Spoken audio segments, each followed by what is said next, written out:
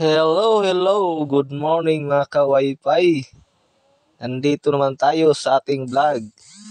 Susubukan natin si Hyperbolic version 2 kung legit nga ba nga malakas. This spot area po ito mga ka-Wi-Fi, no? Mag-install tayo. I-share ko lang po ang aming pag-install kung talagang malakas ba si Hyperbolic version 2. Legit nga ba? Sige. Nandito na nga. Shout out nga pala kay Sir. Salamat po Sir sa tiwala at kami talaga yung napili mo sa dami-dami ng installer. God bless po sa inyo Sir at pagpalain ka ng puong may kapal.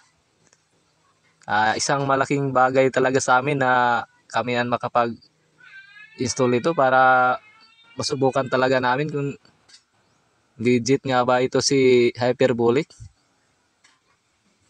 Talagang nakakamanga oh. Ang laki niya oh.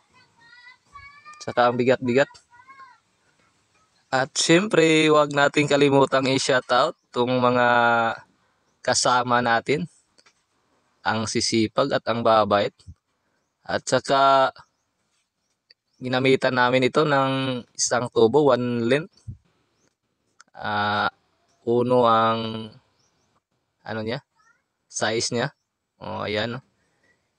Pala ito namin guys, aakyat ito namin sa puno ng dimyas para talagang makikita talaga sa kabilang isla yung pagkukunan natin ng signal, yung tower.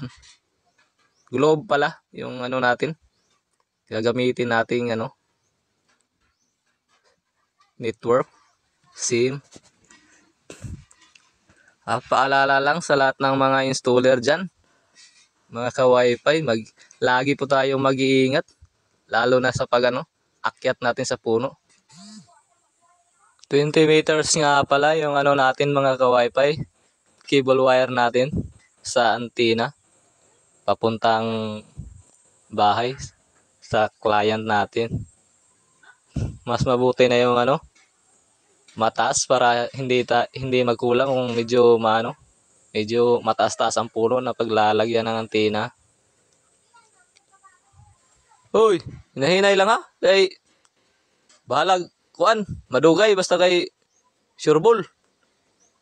Ay kuan sad para safety ba. Ayan guys.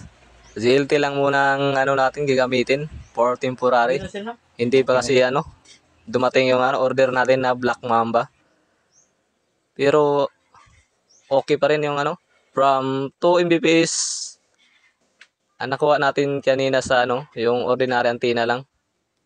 Ngayon titingnan natin kung yung ilan yung Mbps makuha natin sa using Hyperbolic version 2. Ayan. Parang hindi hinahanap pa yung signal niya. Ayan.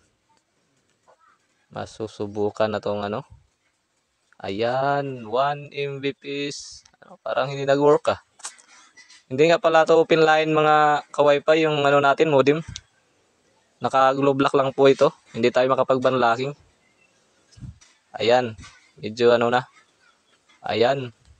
23 Mbps to ayan 32, 30, 29, 27 Mbps. Ayan. Ayan, medyo malaki yung ping niya kasi bago pa lang. Parang naghanap ng signal. Yung download niya 28.4 Mbps, tapos yung upload medyo mahina yung upload ah. Yan pa yan natin, na-align pa yan natin mga ka-Wi-Fi para mag-improve yung natin signal.